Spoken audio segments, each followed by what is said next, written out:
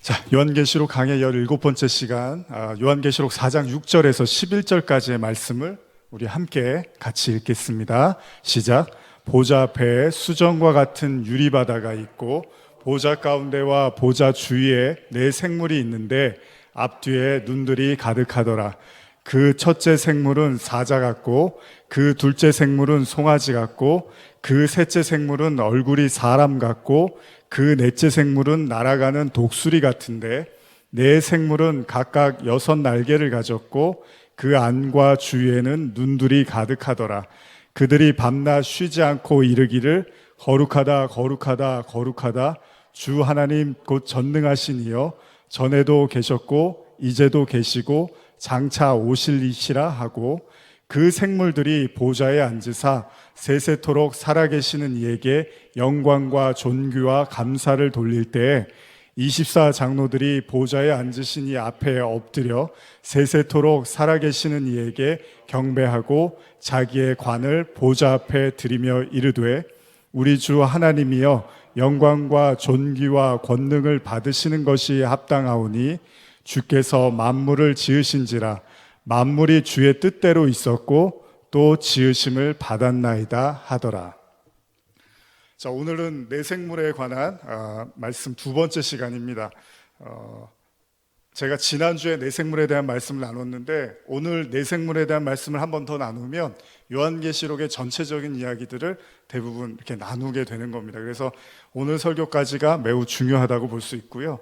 여러분들이 오늘 제가 이렇게 말씀을 거의 한 달 넘게 이제 묵상했던 말씀들을 가지고 이제 종합을 해서 여러분과 말씀을 나누는 건데 오늘 보시는 말씀들의 좀 본문도 많고 내용들이 좀 작지 않습니다. 그래서 여러분들이 보시면서 좀 헷갈리실 수도 있고 어려우실 수도 있는데 차분하게 천천히 잘 따라오시고 이 내생물에 대한 이야기를 드리면서 왜 요한이 이 내생물이라는 그 생물을 통해서 우리에게 무엇을 말씀하고 싶었을까? 그리고 하나님의 보좌가 요한계시록 4장에 등장을 하고 있죠. 그러니까 하나님의 보좌는 성경의 전체의 모든 내용을 다 담고 있다고 보는 거죠.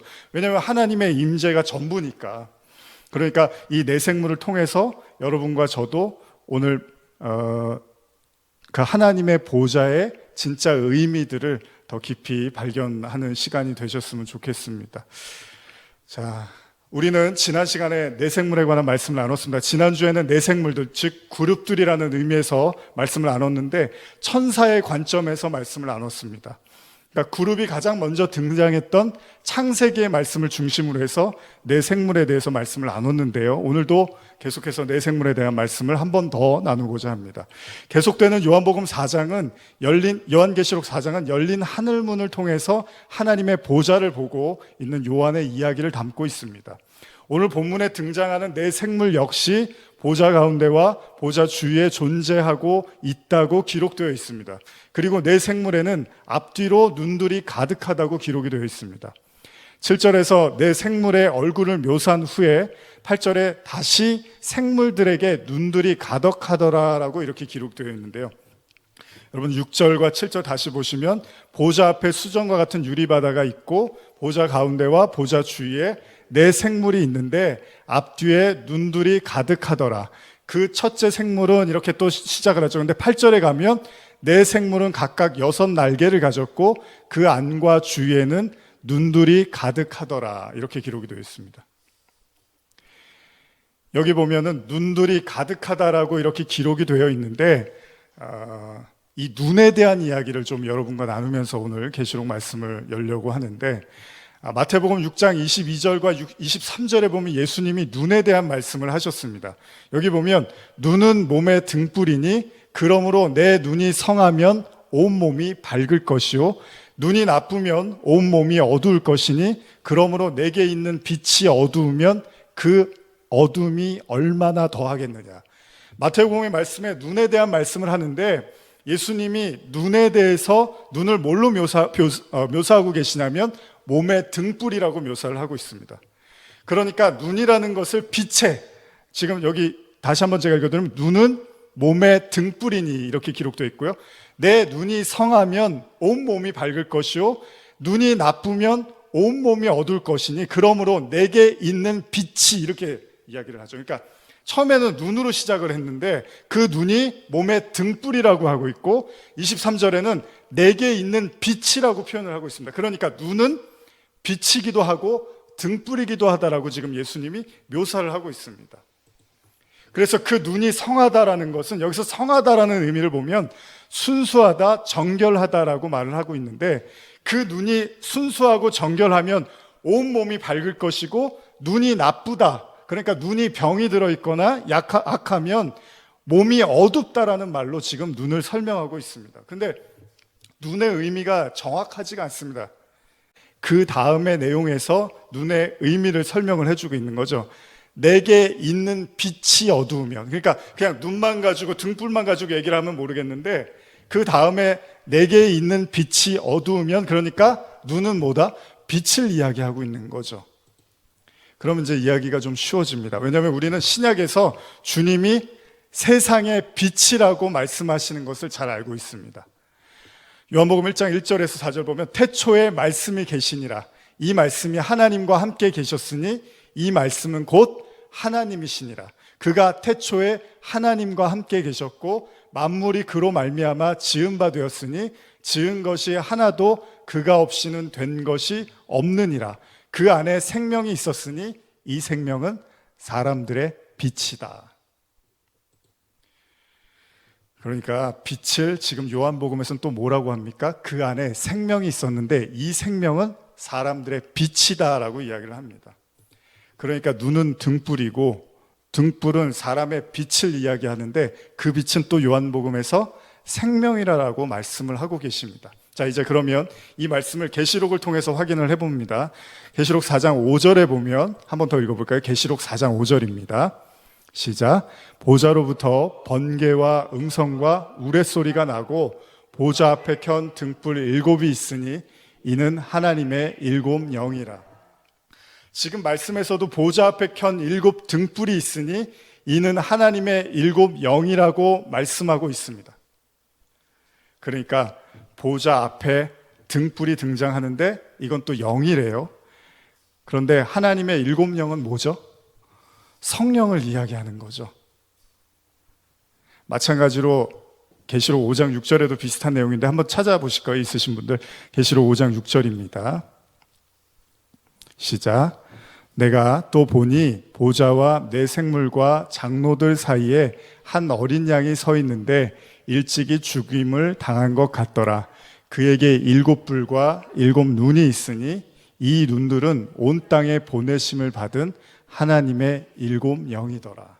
여기 보시면 5장 6절에 7 뿔과 7 눈이 있는데 이 눈은 뭐라 그래요? 온 땅에 보내심을 받은 하나님의 7 영이다 라고 얘기를 합니다. 근데 7 영이 뭐라고요? 성령. 그쵸? 그러니까 다시 아까 예수님이 마태복음에서 하신 말씀으로 넘어가 보면 눈이 성하면 몸이 밝을 것이라는 건 뭐죠? 눈이 성하면 몸이 밝을 거라는 건 사람들 안에 있는 빛, 다시 말하면 성령에 대한 이야기를 말씀하고 계십니다.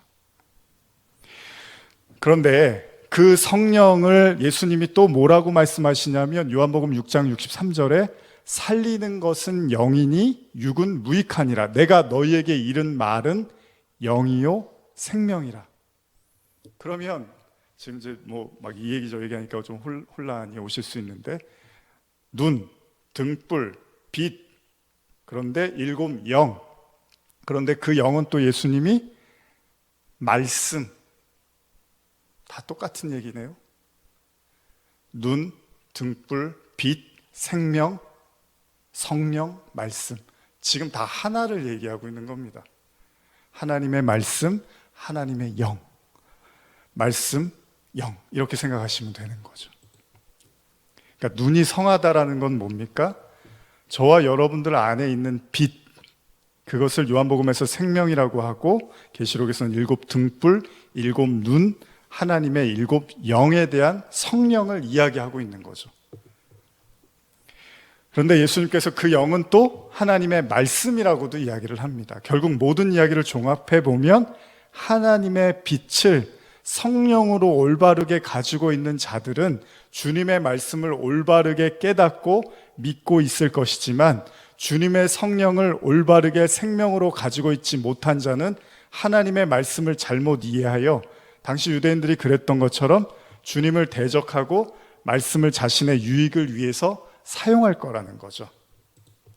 예수님이 그래서 그들에게 주님은 온몸이 어두울 거라고 말씀을 하십니다. 이게 그러니까 다시 말씀드릴게요. 여러분들 안에, 저하고 여러분들 안에 하나님의 영을 똑바로 가지고 있으면 그 똑바로 갖고 있는 하나님의 영으로 말씀을 보게 될 것이고 그 말씀을 양식으로 먹게 될 거예요. 그러면 그게 우리를 이렇게 빛나게 해주는 말씀이 되는데, 여러분과 제 안에 있는 영이 잘못된 영을 가지고 있으면 여러분들은 잘못 말씀을 이해하게 될 것이고, 그 잘못 이해한 말씀을 여러분들의 생명으로 가지고 있는데 그것이 여러분들을 어둠으로 이끌게 된다는 거죠. 그러니까 오늘 말씀을 보시면 내 생물에서 눈이 가득하다라는 것은 성령에 대한 말씀을 의미하고, 그것은 곧 하나님의 말씀을 올바르게 이해하고 깨닫게 하는 눈이라는 사실하고 이렇게 연관이 된다는 거예요. 그러니까 눈하고 하나님의 영을 지금 같이 쓰고 있다고도 볼 수 있는 거죠. 그래서 계시록 4장 6절로 다시 가보면 보좌 앞에 수정과 같은 유리바다가 있고 보좌 가운데와 보좌 주위에 네 생물이 있는데 앞뒤에 눈들이 가득하더라. 자, 여기에 수정과 같은 유리바다라는 것이 등장한 이유도 가만히 보시면 똑같은 얘기입니다. 하나님의 영에 의해서 말씀을 올바르게 볼 수 있는 눈이 생기면 그것을 통해서 수정, 크리스탈이라 그랬죠? 맑고 투명한 하나님의 말씀을 소유하게 된다는 거예요. 근데 이걸 뭐라고 그러죠? 생수의 강이라고도 이야기를 하죠. 그러니까 유리바다라고도 표현하지만 계시록에서 또 생수의 강으로도 표현을 합니다. 그래서 계시록 마지막에 보면 생명수의 강이 흐르고 있는 거죠. 그러니까 결국 여러 가지 이야기를 하고 있는 것 같지만 동시에 하나님의 보좌는, 즉 하나님의 임재 그리고 성령, 나아가서는 온전하고 깨끗하고 투명한 하나님의 말씀을 이야기하고 있다고 봐야 되는 거죠. 자, 그러면 우리는 예수님이 말씀하신 열 처녀의 비유를 조금 더 이해하기가 쉬워지는 거죠. 자, 마태복음 25장 1절에서 13절 한번 같이 찾아보실까요? 마태복음 25장 1절에서 13절입니다. 같이 읽겠습니다. 시작. 그때 천국은 마치 등을 들고 신랑을 맞으러 나간 열 처녀와 같다 하리니 그 중에 5은 미련하고 5은 슬기 있는 자라. 미련한 자들은 등을 가지되 기름을 가지지 아니하고 슬기 있는 자들은 그릇에 기름을 담아 등과 함께 가져갔더니 신랑이 더디옴으로 다 졸며 잘세. 밤중에 소리가 나되 보라 신랑이로다 맞으러 나오라 하매 이에 그 처녀들이 다 일어나 등을 준비할세. 미련한 자들이 슬기 있는 자들에게 이르되 우리 등불이 꺼져가니 너희 기름을 좀 나눠달라 하거늘 슬기 있는 자들이 대답하여 이르되 우리와 너희가 쓰기에 다 부족할까 하노니 차라리 파는 자들에게 가서 너희의 쓸 것을 사라 하니 그들이 사러 간 사이에 신랑이 오므로 준비하였던 자들은 함께 혼인잔치에 들어가고 문은 닫힌지라. 그 후에 남은 처녀들이 와서 이르되 주여 주여 우리에게 열어주소서. 대답하여 이르되 진실로 너희에게 이르노니 내가 너희를 알지 못하노라 하였느니라. 그런즉 깨어 있으라. 너희는 그 날과 그 때를 알지 못하니라. 자, 신랑이 왔습니다. 신부들이 신랑 대신 주님을 기다리고 있었는데, 자, 신랑이 왔어요. 그런데 신부가 내놓아야 될 게 뭐죠? 기름이죠, 기름. 자, 기름은 뭐죠? 아까 이야기한 것처럼 성령이죠. 그러니까 온전한 말씀을 가지고 있어야 되는 거예요. 그러니까 진짜 등불이라는 건 그냥 등불만 가지고 있는 사람은 예수님이 받아들이지 않았어요. 그런데 그 등불에 반드시 7영, 그러니까 성령의 기름 부음 받은 등불을 가지고 있어야지만 그 등불을 가지고 있는, 그 기름을 가지고 있는 자들이 신랑과 함께 하는 거고요. 그 기름을 가지고 있지 않는 자들은 예수님과 함께 할 수가 없는 거죠. 그러니까 등불은 다 가지고 있었어요. 여러분들도 잘 이해하셔야 됩니다. 기름이라는 하나님의 영에 의해서 그 말씀이, 쉽게 말하면 여러분과 제가 세례를 받고 씻긴 바 되잖아요. 그게 그리스도의 피이기도 하고 우리가 말씀에 의해서 씻은 바 된다고 하는데 똑같은 겁니다. 우리가 불을 갖고 있다고 하는데 그 불이, 그 등불이, 그 하나님의 말씀이 반드시 하늘로부터 온 그 말씀이어야 되고 그 성령이어야 되는데, 그게 아니라 그냥 우리가 임의대로 가지고 있는, 그러니까 온전한 눈에서 비롯된 그 하나님의 영에 의한 말씀이 아닌 등불을 갖고 있으면 그들은 신랑과 함께 하지 못한다는 겁니다. 예수님이 우리에게 경고를 하시는 건데, 그래서 마태복음 6장 23절에 눈이 나쁘면 온몸이 어두울 것이니 그러므로 내게 있는 빛이 어두우면 그 어두움이 얼마나 더하겠느냐라고 말씀하십니다. 그러니까 저와 여러분들 안에 있는 빛이 진리라고 믿고 있는 말씀이 기름 부음 받은 성령의 말씀이 아니라면 오히려 우리가 잘못 믿고 있는 말씀으로 인해서 그걸 빛이라고 붙잡고 있을 거예요. 그러나 결국 그게 천국문에 이르지 못하게 될 거라는 거죠. 눈들이 가득한 내 생명에 관한 지금 말씀들 저희가 나누고 있는데, 내 생물은 지난주에도 그룹으로 나누었던 것처럼 오늘 역시도 하나님의 영과 매우 밀접한 관계를 가지고 있다는 거예요. 자, 하나님과 영과 관련해서 우리가 가장 먼저 성경에 등장하는 내용을 볼 수 있는데요. 지금 제가 이제 오늘 말씀들 준비한 거 쭉 지금 나누고 있는데요. 그동안에 여러분들의 계시록 들었던 내용들하고 요한복음 내용들 다 그냥 종합해서 오늘 이렇게 이야기한다고 생각하시고 너무 복잡하게 또 생각하실 필요는 없습니다. 오늘 성령에 관한 말씀을 하는 거니까요. 그 성령의 관점에서 이해하시면 됩니다. 자, 그러면 하나님의 영에 관련된 말씀을 가장 먼저 등장하는 구절을 보면 창세기 1장 1절과 2절인데요. 여기 보면 태초에 하나님이 천지를 창조하시니라. 땅이 혼돈하고 공허하며 흑암이 깊음 위에 있고 하나님의 영은 수면 위에 운행하시니라. 이게 하나님의 영이 가장 먼저 기록된 말씀이죠. 창세기 1장 2절에 이제 우리가 하나님의 영에 대한 말씀을 봤는데, 우리말로 제가 다시 읽어드릴게요. 그 땅은 형태가 없고 비어 있었으며 어둠이 깊은 물 위에 있었고 하나님의 영은 수면 위에 움직이고 계셨습니다. 자, 현대어로도 읽어드릴게요. 땅은 아직도 제대로 꼴을 갖추고 있지 않은 상태였으며 또한 아무것도 생겨나지 않아 쓸쓸하게 그지없었다. 깊디 깊은 바다는 그저 캄캄한 어둠에 휩싸여 있을 뿐이었고 하나님의 영이 그 어두운 바다 위를 휘감아 돌고 있었다. 자, 제가 지금 읽어드리는 이 말씀은 우리말로 보니까 땅은 형태가 없고 텅 비어 있었다고 합니다. 그리고 어둠이 깊은 물 위에 있었다고 하는데, 이거를 현대어로 읽어보니까 바다를 어둠이라고 표현을 하고 있고 하나님의 영은 그 어둠의 바다 위를 휘감았다라고 이렇게 기록을 하고 있습니다. 다시 말하면 하나님의 영은 어둠 위에 존재하고 있다는 거죠. 이것을 잘 묘사해주고 있는 것이 제자들이 요한복음 6장에서 오병이어 사건 우리가 나눴던 이후에 예수님과 함께 이제 떠나야 되는데 예수님이 배에 타지 않으셨죠. 그리고 제자들만 가버나움으로 가려고 하는데 풍랑을 만나서 막 고생을 하는 거예요. 이때 예수님이 물 위를 걸어오시죠. 이 모습으로 우리가 이해를 하는데, 이때 제자들이 뭐라 그러냐면 유령인가 보다라고 하면서 놀랍니다. 자, 이 장면은 어떤 의미에서 예수님이 사람이지만은 영적 존재라는 걸 묘사해주고 있는 거죠. 그러니까 제자들이 봤을 때는 유령처럼 보이지만은 사실 그 유령이라고 말했던 건 어떻게 사람이 무리를 걷습니까? 무리를 걸을 수가 없잖아요. 그런데 창세기 1장 1절과 2절의 말씀을 근거로 하면 예수님이 무리를 걷는 건 신기하라고 보기 좋으라고 하신 게 아닙니다. 이 세상, 아래의 세상, 저주의 바다에 빠지지 않고 유일하게 그 바다 위를 걸어오시는 영적 존재, 하나님의 영으로서의 모습을 제자들한테 보여준 건데, 제자들은 그게 유령처럼 보였던 거죠. 즉 하나님의 영은 성령, 다른 말로 생명의 말씀 다 똑같습니다. 이 하나님의 영은 아래의 어둠과 음부의 바다가 결코 그를 해하거나 상하게 할 수 없다는 거죠. 자, 이거를 잘 보여주고 있는 장면이 뭡니까? 다니엘서의 풀무불과 관련된 이야기입니다. 우리가 여러 번 나누었던 것처럼 다니엘서 3장에서 느부갓네살 왕은 자신을 위한 거대한 신상을 만들죠. 그리고 나서 모든 사람에게 경배하라고 이야기를 합니다. 이때 다니엘의 세 친구가 거절을 하죠.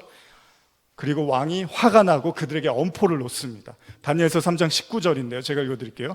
느부갓네살이 분이 가득하여 사드락과 메삭과 아벳느고를 향하여 얼굴빛을 바꾸고 명령하여 이르되 그 풀무불을 뜨겁게 하기를 평소보다 7배나 뜨겁게 하라 하고.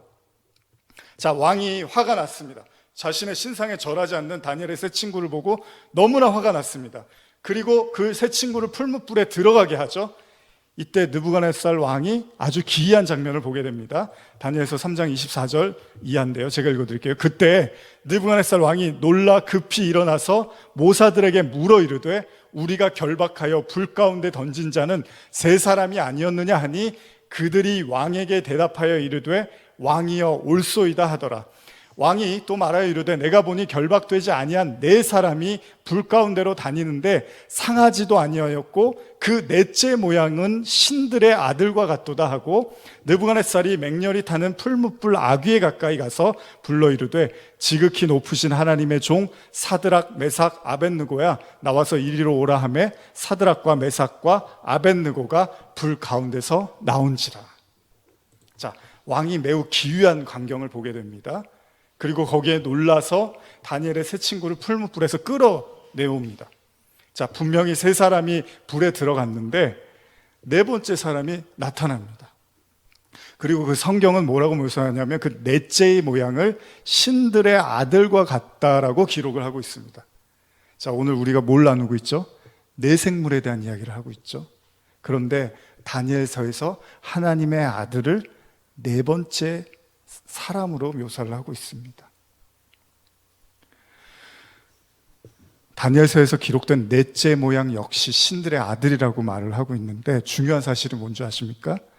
그 넷째 사람으로 인해서 다니엘의 세 친구가 불에 타지 않고 멀쩡하게 살아나옵니다.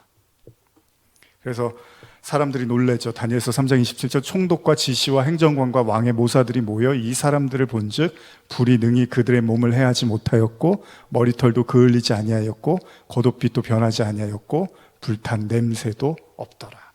이미 앞서 제가 말씀드렸던 것처럼 하나님의 영이 수면 위를 운행한다는 것에서도 알 수 있던 것처럼 하나님의 영은 아래의 세상, 그러니까 여러분과 제가 살고 있는 이 땅에서 환난과 저주와 죽음과 고통으로부터 이기게 하신다는 거죠. 그래서 예수님이 표상으로서 물 위를 걸어오시는 거예요. 그가 배에 타자 풍파가 잠잠해지고 배가 이르려던 곳으로 갑니다. 이게 무슨 말입니까? 하나님의 영이 함께하지 않으면 인간은 계속 제자리를 맴돌게 돼 있다는 거예요. 하나님의 말씀을 제대로 갖고 있지 않고 하나님의 영이 우리를 다스리지 않으면 인간은 절대로 제자리를 벗어날 수 없다는 거죠. 이게 38년 된 병자 이야기입니다. 그래서 38년 동안 한 발자국도 못 움직이는 거예요. 여러분, 이스라엘 백성들이 40년 동안 광야를 못 벗어나는 거죠. 이건 안 된다는 얘기예요. 그러니까 왜 그래서 이 구절이 중요하냐면요, 오병이어 설교도 여러분 들으셨지만 오병이어의 그 표적을 보고 사람들이 배가 불러갖고 예수님을 찾아온단 말이에요. 그런데 예수님이 그거 아니라고 얘기하죠. 내가 너희들 배부르게 해주려고 이렇게 기적 행한 게 아니야 라고 했는데 사람들은 끝까지 그걸 믿고 싶었어요. 그래서 다음날 또 예수님을 찾아가서 기적을 행하게 해달라고 했어요. 그런데 예수님이 도망가시잖아요. 그리고 나서 제자들이 배를 타는데 제가 설교를 했지만 그 배에 예수님이 안 타신단 말이에요. 그러니까 어떤 일이 일어나요? 배가 진전을 못하는 거예요. 계속 제자리를 맴도는 거예요. 여러분, 아까 처음에 나눴던 눈에 대한 말씀, 제가 등불 다 똑같은 얘기인데 뭐냐 하면 하늘로부터 그 깨달은 바 되어지지 않은, 그러니까 하나님의 영에 의해서 깨달아지지 않은 그 말씀은 절대로 우리를 광야로부터 벗어나지 못하게 해준다는 겁니다. 이게 무서운 얘기입니다, 여러분. 그래서 그 배에 예수님이 타자 그 배가 가려던 곳으로 가게 되는 거죠. 지난주에도 나눴던 것처럼 창세기에서 생명나무로 가기 위해서 어떻게 해야 된다 그랬죠? 내 생물과 두루 도는 화원검을 지나야 된다고 했죠. 다니엘의 세 친구는 세상에서 가장 뜨거운 불 속에 있었습니다. 그런데 네 번째 사람으로 말미암아 죽지도 않고 타지도 않습니다. 이 내용은 내 생물과 하나님의 영과 연관지어서 생각해 본다면, 자, 계속 나눴죠. 하나님의 임재는 뭐죠? 불이, 어떤 의미에서 불이라 그랬죠? 모든 죄악을 소멸하는 불로 임하십니다. 자, 그 불로 우리를 다 태워요. 우리의 모든 죄악을 다 태워요. 그렇게 되면 그걸 하나님의 영으로 충만한 상태라고 하는 거죠. 그 상태를 나는 죽고 그리스도만 산 상태가 되는 거죠. 우리가 이사야를 통해서 말씀을 나눴죠. 그래서 이사야가 하나님이 임하시자 이사야가 화로다 망하였다도다 하니까 스랍들이 이사야의 그 입에 부젓가락으로 죄로 태워버리고 그제서야 하나님이 죄를 용서해 주시는 거죠. 자, 그렇게 되면 그들 안에 성령, 생수라고도 하고 진리의 말씀이라고 하는, 다른 말로 그리스도의 영을 품은 자들이 된다는 거예요. 그러니까 다니엘의 세 친구는 반드시 풀무불에 들어가야만 했던 거예요. 왜요? 그렇게 다 타지 않으면 그들이 네 번째 사람, 그러니까 하나님의 영으로 말미암아 다시 살아나는 것을 경험할 수가 없었다는 거죠. 더 구체적으로 말씀드리면 바울의 말씀처럼 하나님의 성전된 자들 안에 거하시는 하나님의 영에 대한 말씀을 좀 나눠보고자 하는데, 로마서 8장 9절에 보면요, 이런 말씀이 있습니다. 한번 제가 읽어드릴게요. 만일 너희 속에 하나님의 영이 거하시면 너희가 육신에 있지 아니하고 영에 있나니, 누구든지 그리스도의 영이 없으면 그리스도의 사람이 아니라. 이렇게 말씀하십니다. 우리말로 제가 읽어드릴게요. 그러나 하나님의 영이 여러분들 안에 거하시면 여러분들은 육신에 있지 않고 성령 안에 있습니다. 누구든지 그리스도의 영이 없으면 그리스도의 사람이 아닙니다. 이 한 구절이 매우 잘 설명해 주고 있는 게 있는데요, 결국 우리 안에 하나님의 영이 거하면 그들 뭐라 그럽니까? 그들은 육신에 머무는 것이 아니라 성령에 머무는 거래요. 영에 거하는 거래요. 그리고 이것을 곧바로 그리스도의 영이다라고도 표현을 하고 있습니다. 그러니까 성령, 즉 그리스도의 영이 없으면 그리스도의 사람이 아니라는 거예요. 그래서 제자들이요, 다 예수님 십자가 질 때 도망가고 졸고, 예수님 십자가 지고 있는데 오히려 저주하고 부인하고 이랬던 게, 하나님의 영이 그들 안에 자리 잡고 있지 않으니까 그들이 예수님의 말씀을 하나도 이해를 못 하더라는 거예요. 근데 모든 신앙은 반드시 이 과정을 다 겪게 돼 있습니다.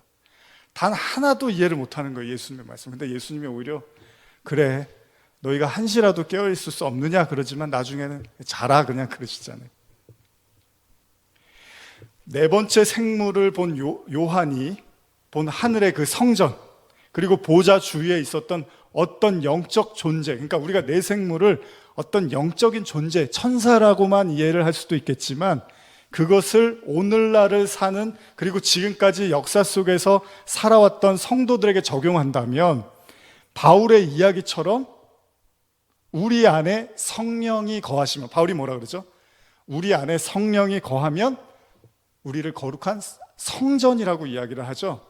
그러니까 성령은 하나님이시잖아요. 하나님이 우리 안에 거하신데, 근데 성전으로 거하신대요. 그러면 성전에는 뭐가 있죠? 하나님의 보좌가 있고 하나님의 임재가 있단 말이에요. 그러면 하나님의 성전된 자, 그들이 그 네 번째 생물의 관점에서 보면 우리 안에 계시는 하나님의 성전, 성령을 우리가 의미할 수도 있다는 거죠. 예를 들면 이런 겁니다. 에베소서 2장 20절에 보시면, 너희는 사도들과 선지자들의 터 위에 세우심을 입은 자라. 그리스도 예수께서 친히 모퉁이 돌이 되셨느니라. 그 안에서 건물마다 서로 연결하여 주 안에서 성전이 되어가고, 너희도 성령 안에서 하나님이 거하실 처소가 되기 위하여 그리스도 예수 안에서 함께 지어져 가느니라. 여기 바울이 분명히 말씀하시죠. 성령 안에서 하나님이 거하실 처소가 되기 위하여 그리스도 예수 안에서 함께 지어져 가느니라. 그러니까 여러분과 저 안에 성령이 거하시면, 아까 바울이 뭐라고 했죠? 성령이 거하시면 우리가 육신에 있는 것이 아니라 영에 거하는 사람이 되는 거고, 그 성령 안에 거할 때 하나님의 거하실 처소가 되기 위해서 여러분들과 제 안에서, 그리스도 안에서 하나님이 지어 가신다는 거예요, 성전을. 그러니까 제가 드리고 싶은 말씀은, 계시록을 미래에 일어날 일로만 생각하는 것이 아니라 지금 여러분과 제 마음속 안에서 성령과 말씀으로 역사하셔서 하나님의 성전으로 완성하고자 하는 하나님의 성령의 인치심에 대한 이야기로도 봐야 된다는 겁니다. 고린도후서 1장 22절에 보면요, 그가 우리에게 인치시고 보증으로 우리 마음에 성령을 주셨느니라. 여기서 인치셨다는 표현을 쓰죠. 그리고 에베소서 1장 13절에 그가 그 안에서 너희도 진리의 말씀 곧 너희의 구원의 복음을 듣고 그 안에서 또한 믿어 약속의 성령으로 인치심을 받았다. 에베소서에서도 이야기를 합니다. 그러니까 계시록에도 인치심과 관련된 내용이 계속 나오는데 공교롭게도 여기에도 내 천사, 넷과 관련된 내용이 같이 등장을 합니다. 한번 찾아볼까요? 계시록 7장 1절에서 3절까지입니다. 계시록 7장 1절에서 3절입니다. 시작. 이 일 후에 내가 내 천사가 땅 내 모퉁이에 선 것을 보니 땅이 사방이 바람을 붙잡아 바람으로 하여금 땅에나 바다에나 각종 나무에 불지 못하게 하더라. 또 봄에 다른 천사가 살아계신 하나님의 인을 가지고 해 돋는 데로부터 올라와서 땅과 바다를 해롭게 할 권세를 받은 네 천사를 향하여 큰 소리로 외쳐 이르되 우리가 우리 하나님의 종들의 이마에 인치까지 땅이나 바다나 나무들을 해하지 말라 하더라. 계시록에서도 네 천사라고 언급된 그들은 땅과 바다를 해롭게 할 권세를 받았다고 합니다. 그들이 다른 천사에게 들은 말은 우리가 우리 하나님의 종들의 이마에 인치시기까지 땅이나 바다나 나무들을 해하지 말라라고 기록이 되어 있습니다. 결국 자, 그러면 이 말씀을 쭉 보면 우리가 창세기에서부터 계시록을 성령의 관점에서 이해한다면 하나님이 이 세상이라는 밭에 하나님의 영을 줘서, 그러니까 하나님의 자녀, 하나님의 백성들에게 인을 치는 그 역사라고도 볼 수가 있다는 거죠.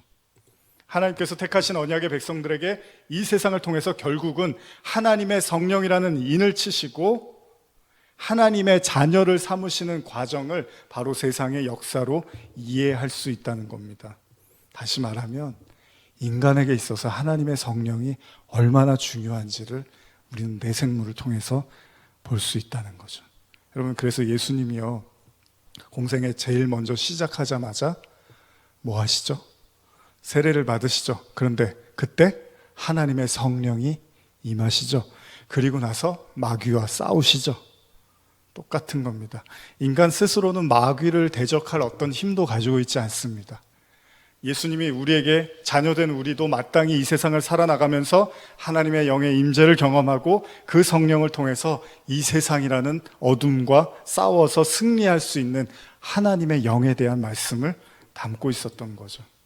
내 생물, 내 천사를 통하여 흐르고 있는 계시록의 말씀들을 묵상해 보면 이는 성도들이 받아야 될 하나님의 영, 하나님의 인치심, 성령으로 인해서 성전제자들과의 관련된 말씀이라는 것입니다. 이걸 다른 말로 그리스도의 영이라고도 합니다. 창세기에서부터 이를 상징적으로 보여주고 있는 것이 하나님께서 지으신 에덴에서 이 넷에 대한 의미가 나오는데 물이 4개의 줄기로 흐르고 있는 것이 창세기 기록이 되어 있죠. 창세기 2장 10절에 보시면 강이 에덴에서 흘러나와 동산을 적시고 거기서부터 갈라져 4개의 근원이 되었으니 라고 기록이 되어 있습니다. 다시 말하면 하나님의 임재, 하나님의 나라를 보여주고 있는 에덴에서 강이 흐르는데 굳이 4개로 흘러요. 4개의 줄기로 흘러요. 그런데 이 강의 줄기가 결국 계시록에서 똑같이 흐르고 있죠.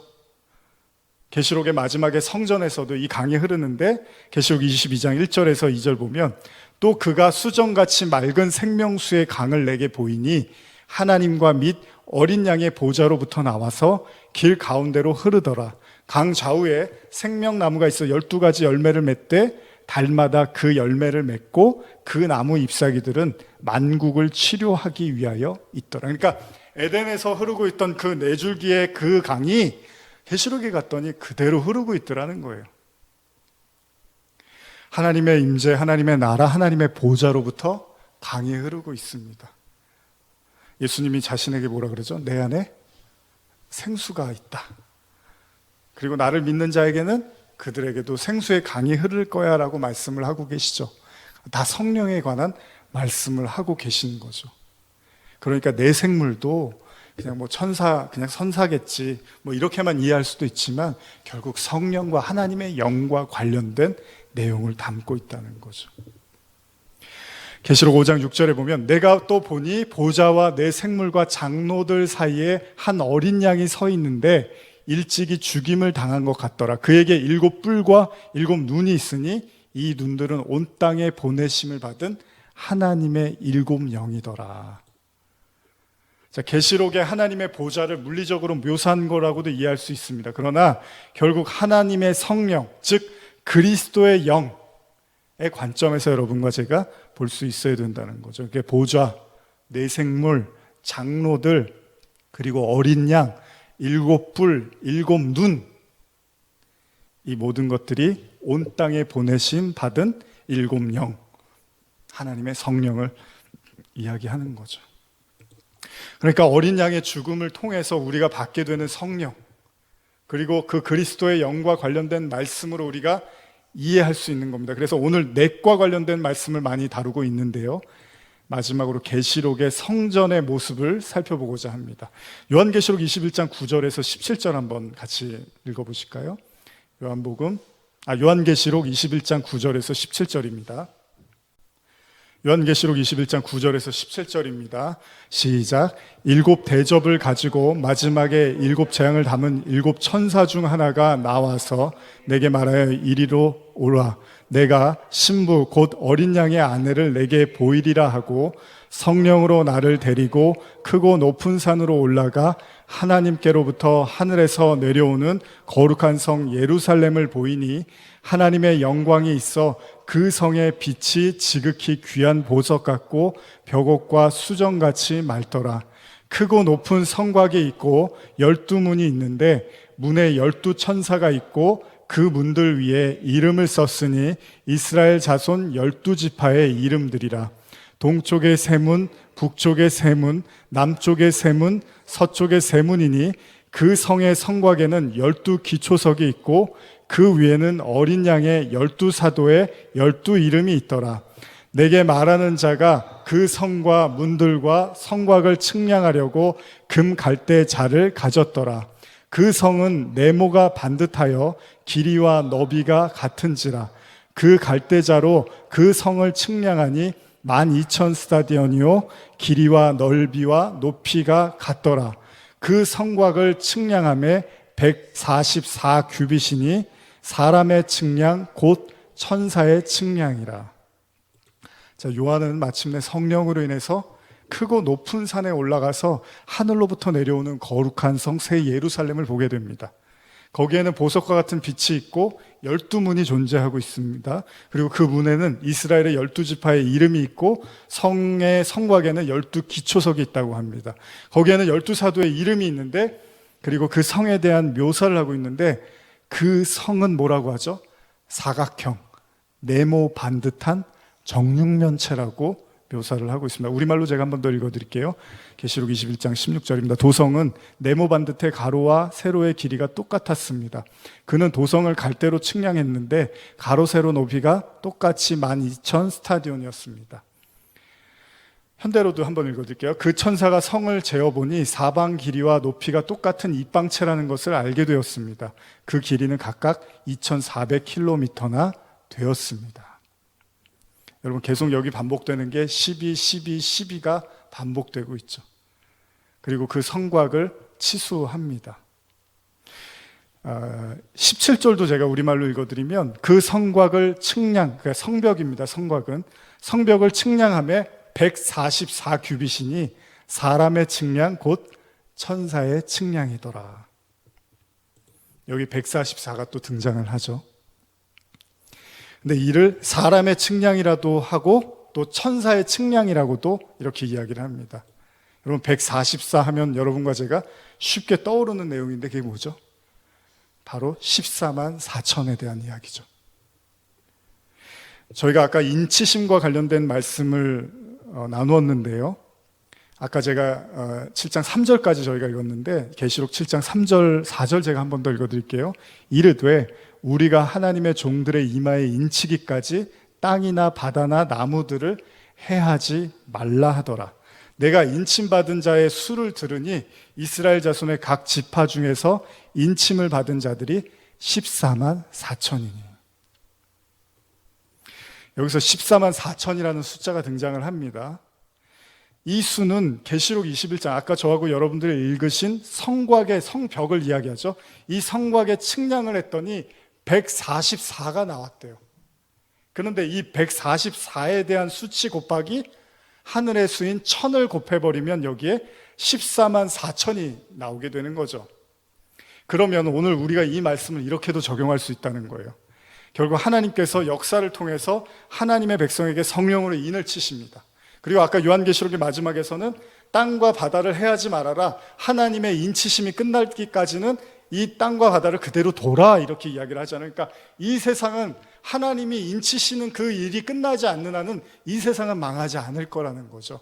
그러나 그 하나님의 인치심이 끝나게 될 때, 그 하나님의 인치심의 그 역사 속에서 우리가 살고 있는 건데, 그 인치심을 통해서 하나님은 무엇을 이루시냐 하면 하나님의 성령을 여러분들에게 부어주시고 그 성령이 저와 여러분들 마음속에 성전으로 거하시게 된다는 거죠.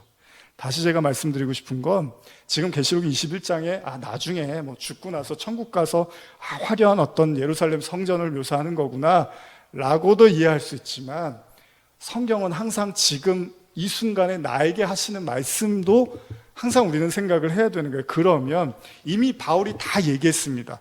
인치심도 나중에 계시록만 얘기하는 게 아니에요. 이미 신약에서 우리 모두 하나님이 하나님의 백성들을 인치시고 계시다고 하고, 그렇게 해서 하나님의 성령이 우리 안에 거하시면 여러분과 저를 하나님의 성전이라고 했고, 그래서 베드로가 여러분과 저를 너희는 택한 족속이요 왕같은 제사장이요 거룩한 나라요 그리고 하나님의 성전이라고까지 이야기를 한다면, 지금 계시록이 보여주고 있는 게 뭡니까? 마지막 순간에 하나님의 예루살렘 성전을 보여주고 있는 거잖아요. 그러면 그 눈에 보이는 가시적인 어떤 우리의 그 시간의 끝에 그 성전만 생각할 것이 아니라, 이미 저와 여러분들 안에서도 하나님이, 아까 베드로서였나요? 하나님이 성전으로 지어가고 있다라고 이야기를 하죠. 지금 제가 드리는 이 말씀이 여러분들에게 현실적으로 이렇게 와닿지 않으면 아무 소용이 없는 말씀입니다. 이 말씀. 그러나 여러분과 제 마음에 하나님의 성령과 그리고 하나님의 말씀으로 내 안에 하나님이 성전을 세워가신다라는 걸 우리가 믿게 되고 우리가 이해하게 되면, 계시록의 이 말씀들은 결국 저와 여러분들에 대한, 오늘날을 살아가고 있는 하나님의 인치심 받은 백성들에 대한 이야기라는 거죠. 다시 말하면 그리스도의 영, 이걸 다 통틀어서 한마디로 그리스도의 영으로 설명을 하거든요. 그러니까 그리스도의 영으로 함께하는 자들, 하나님이 여러분과 제 안에 그리스도의 영으로 함께하면 그들이 비록 육신을 입고 있지만 그 안에 성령을 품은 자들이니까, 아까 로마서의 말씀에서 하나님의 영이 거하면 그들이 성령 안에 있는 거라고 했잖아요. 그러면 비록 육신을 입고 있지만 동시에 하나님의 영으로 살고 있는 자들이라는 거예요. 그들을 하나님의 성전된 자들, 하나님의 인치심을 받은 자들의 개념에서 144 성벽, 여러분 성전이 있으면 성벽이 있잖아요. 그러면 우리의 육체를 성벽에 비유하고 우리 안에 계시는 하나님의 성전, 하나님의 성령을 성전으로 이해한다면, 우리가 그 144의 개념이, 그래서 아까 뭐라 그럽니까? 사람의 측량, 곧 천사의 측량, 이렇게 이야기를 한단 말이에요. 그러니까 우리가 천국 시민이라고 하잖아요. 하나님의, 우리가 구원받은 자들, 그들은 육신을 입고 있어요. 그래서 이 땅에 살고 있어요. 그냥 눈에 보이는 가시적인 세상에 살고 있지만, 동시에 지금 제가 여러분께 나누는 이 얘기는 밖에 나가면 10원 한 장도 벌 수 없는 아무 쓰잘데기 없는 얘기예요. 이거는 하나님의 구원을 갈망하거나 구원받기를 원하는 백성들에 대한 그 간절함에서 그들에겐 생명이 되지만, 이 이야기들을 나가서 아무 삶에 적용해도 아무 유익이나 아무 가치가 없단 말이에요. 그러나 그럼에도 불구하고 저와 여러분들이 여기서 말씀을 듣고 나누는 건, 하나님의 영이 우리와 함께하고 하나님과 동행하는 것이 그 어떤 것보다도 가장 중요하다는 사실을 우리가 믿고 있기 때문에, 그리고 우리가 원하고 있기 때문에 하나님의 성령을 구하고 하나님의 말씀을 구하고 기도하고 부르짖는 거잖아요. 그런 자들에게는 동시에 하나님의 영으로 사는 자들이니까 천국의 시민이란 말이에요. 그래서 그 성곽을 측량함에 144 규빗이니 사람의 측량 곧 천사의 측량이다라고 이야기를 하는 거죠. 예수라는 표적을 통해서 하나님이 우리에게 궁극적으로 이루고자 하는 일이 뭐냐면, 그 예수를 우리가 먹고 마심으로 말미암아 그 그리스도의 영이 우리 안에 거할 때 우리가 육신을 살고 있지만 동시에 하나님의 나라를 사는 그 이중의 존재가 된다라는 거죠.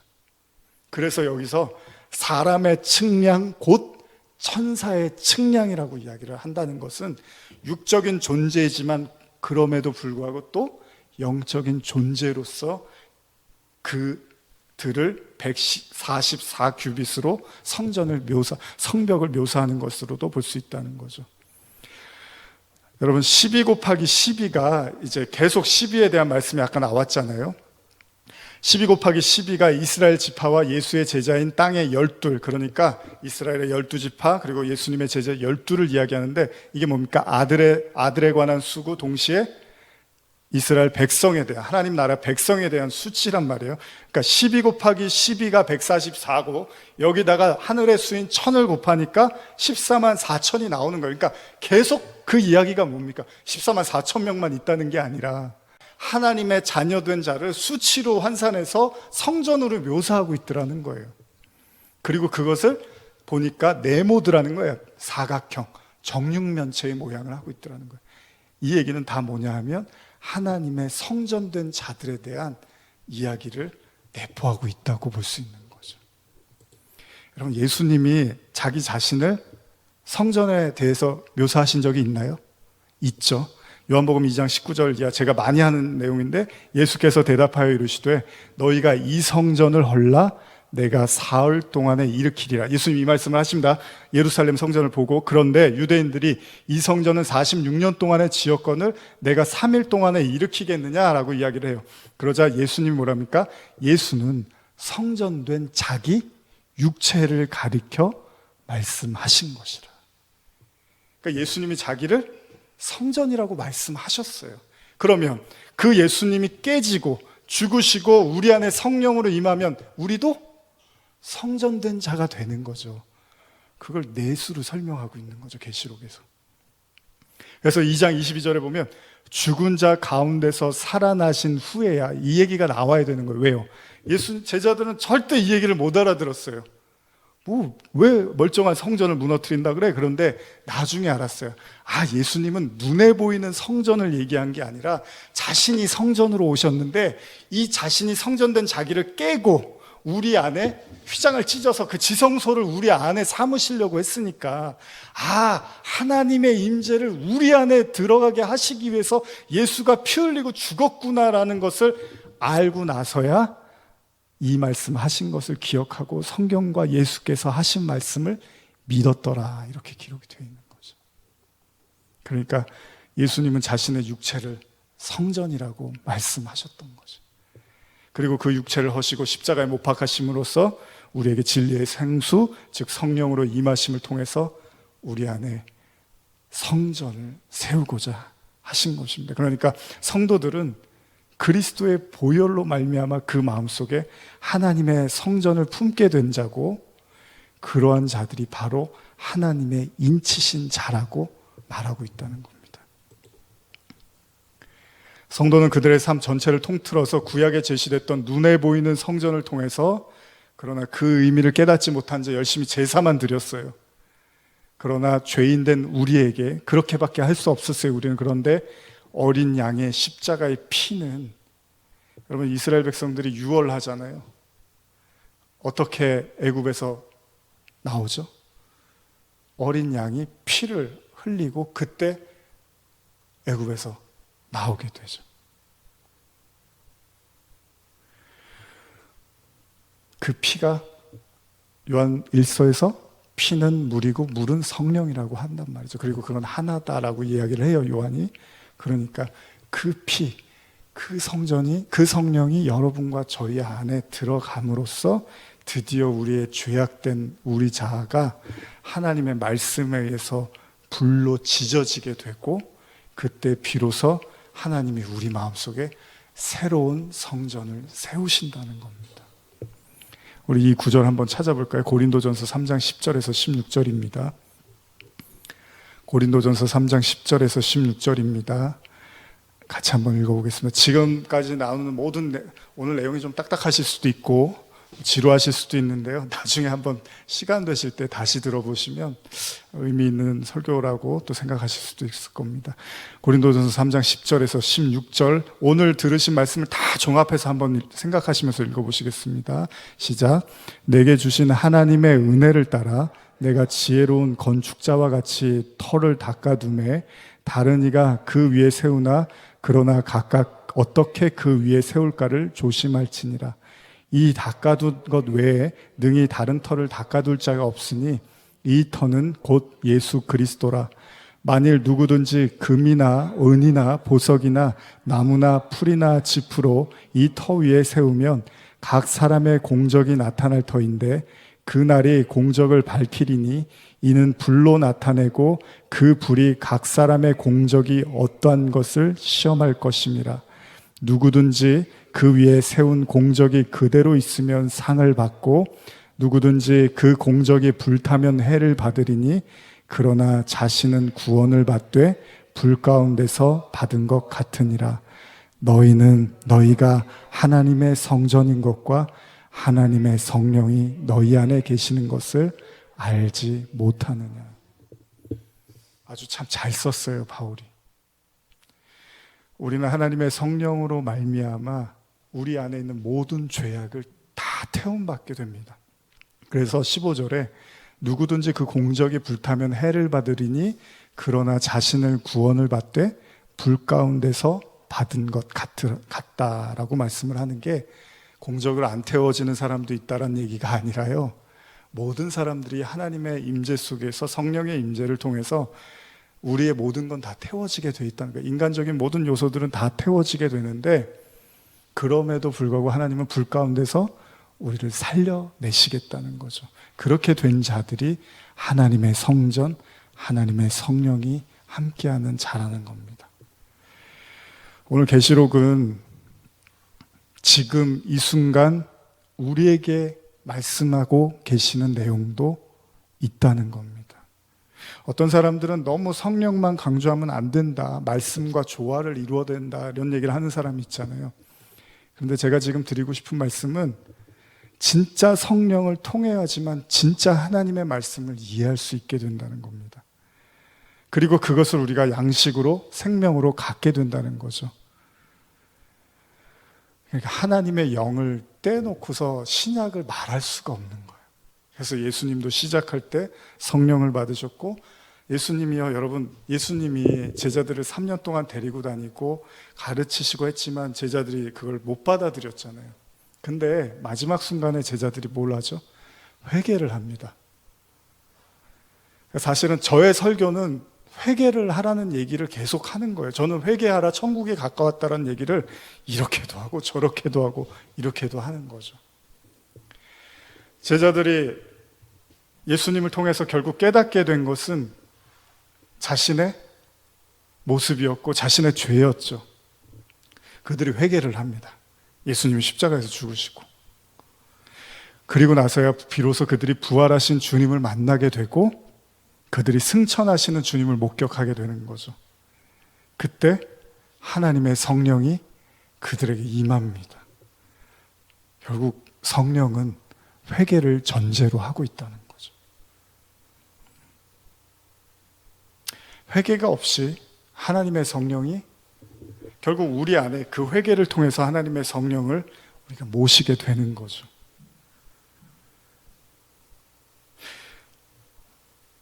교회에 대한 많은 이야기들이 여러분들 언론을 통해서도 많이 듣습니다. 여러 가지 얘기들이 너무나 많습니다. 가만히 보면 교회가 제일 회개를 안 하는 것 같아요. 일반 사람들보다도 더 회개를 안 하는 것 같아요. 제가 말씀을 전하면서 많이 이렇게 오랜 시간을 느꼈던 건 뭐냐면, 말씀을 우리는 듣지만 그 말씀을 가지고 그 말씀이 나를 이렇게 깨고 무너뜨리는 게 아니라 그 말씀으로 나를 더 견고하게 만드는 경우도 우리는 종종 경험하게 됩니다. 제 자신도 그렇고요. 그러면서 제가 느끼게 되는 건, 결국 하나님은, 지난주에도 제가 말씀드렸지만 사람을 고쳤을 마음이 없어요. 완전히 죽였다가 다시 살리는 거죠. 이거 외에는 방법이 없습니다.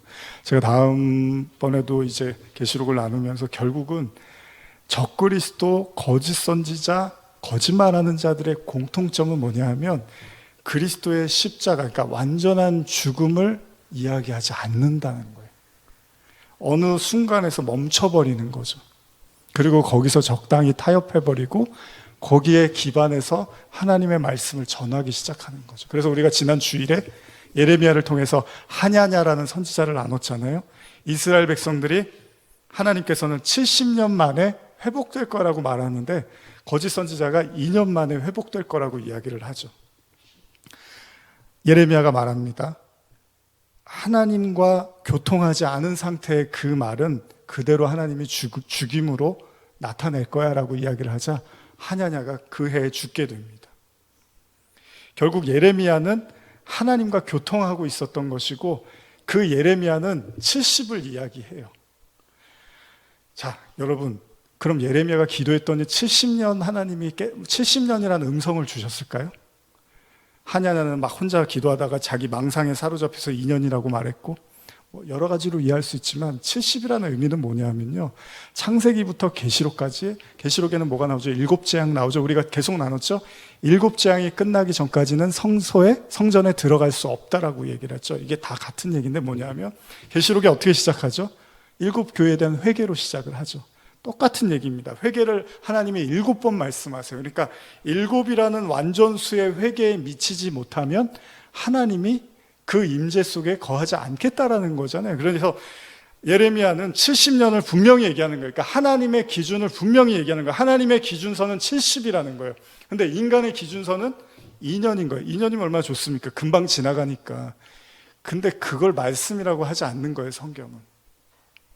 성경은 정한 때가 있는 거고 하나님의 기준과 하나님이 측량한 말씀의 기준이 있는 거고 그거를 넘기지 않으면 하나님은 그걸 이제 뜨뜻미지근하다고 하는 거죠. 차든지 덮든지 해라.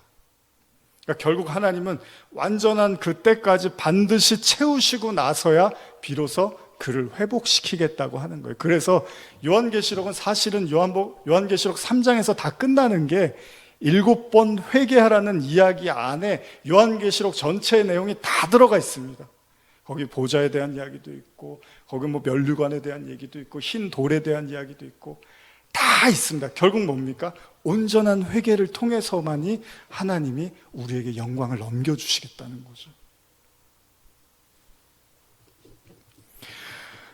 결국 그 열매는 성령으로 나타나는 겁니다. 저와 여러분들에게.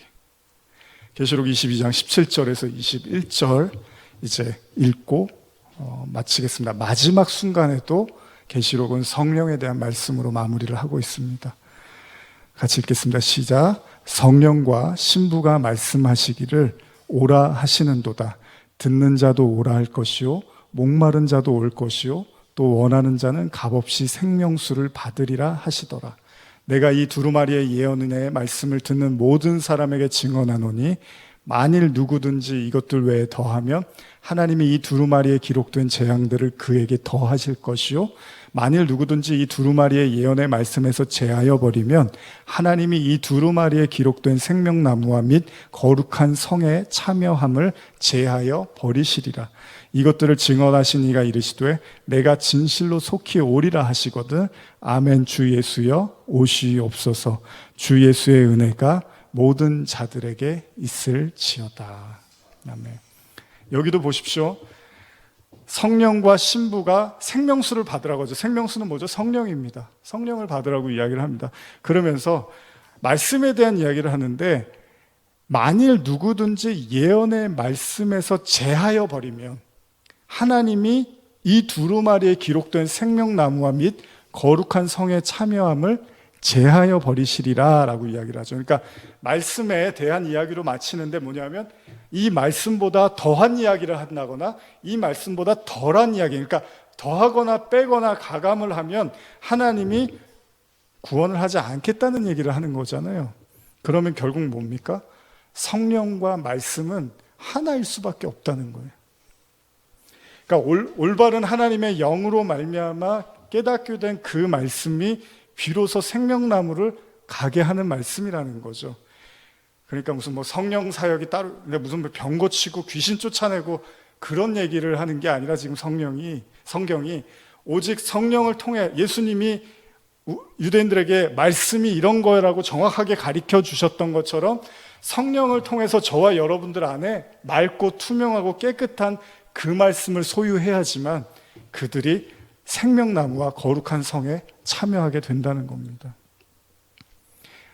결국 올바른 눈을 가지지 않으면, 올바른 영을 가지지 않게 되면 결국 올바르지 않은 말씀을 갖게 될 것이고, 여러분과 제 안에 빛이라고 가지고 있는 그 눈이 올바른 영이고 결국 올바른 말씀이면 여러분과 저는 하나님의 임재 가운데 들어갈 수 있게 된다는 것입니다. 기도하시겠습니다.